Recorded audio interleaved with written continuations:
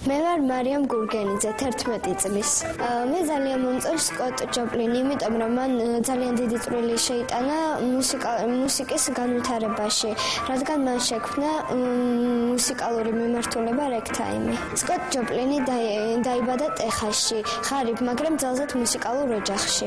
სკოტის მამა, რომელიც იყო თავისუფალი მონა, უკრავდა ვიოლინოზე, ხოლო სკოტის დედა უკრავდა ბანჯოზე და მღეროდა.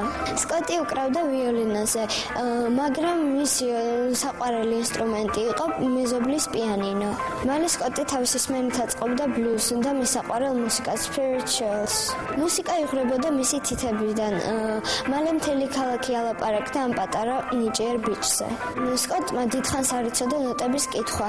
ერთხელ გერმანელმა მუსიკოსმა შენიშნა მისი ტალანტი და გადაწყვიტა უფასოდ ჩაეტარებინა მისთვის გაკვეთილები. სკოტი ისევე კარგად უკრავდა თავის ნაწარმოებებს, როგორც ბახს, ბეთჰოვენს და მოცარტს. მისი უნიკალური სტილი რეგთაიმის სახელით იყო ცნობილი. მას უკრავდნენ მთელ ამერიკაში.